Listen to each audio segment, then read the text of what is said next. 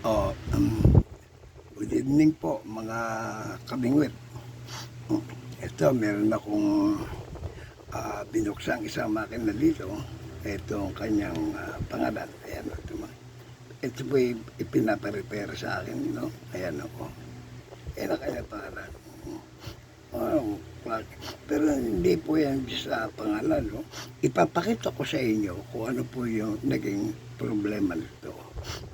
Sabi niya, bigla daw pong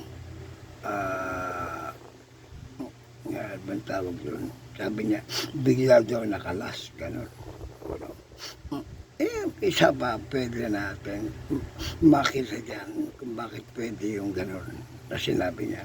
Tingnan niyo mga kaibigan, tingnan niyo yan, tornilong yan. Yung sinasabi ko palagi, yan, to. Yan. O, tingnan niyo, pagmasan niyo mabuti, ayan, ayan. Maluwag yan mga kaibigan. Oo, maluwag yan. Kaya po siguro sinabi niya biglang kumalas, maluwag nga po. Yan, no? Isa sa mga sandi siguro na yan po ay lumuluwag. Oo. At kapag po yan ay lumuwag, mga kaibigan, tumatama po yung pag umangat ka tornilong yan, tumatama yan sa ilalim nitong ipin na ito at magkakaroon po doon ng sakap. Kaya nga po, huwag nating pupwersahing ikutin ang makina dahil mabubungi po ang ipin nito. Yan, mabubungi lahat yan. O pag pinuwersa mong ikutin, mabubungi po yan. Ipinakikita ko po sa inyo ito dahil ito po ay common sa lahat ng makina na ito po ay nangyayari.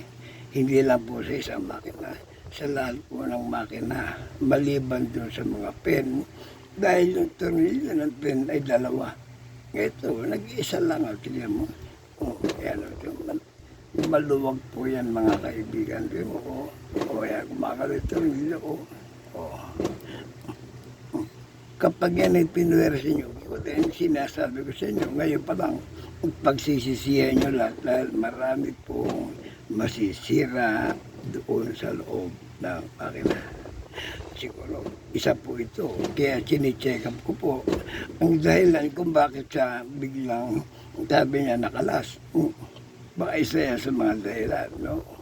Ayan, chine-check up ko po ito. Ngayon, ililinisin ko po ito ngayon. Ayan, kaya nga po binabaklas ko siya. Ayan, no? Ayan, lilinisin ko po yan. Mamaya.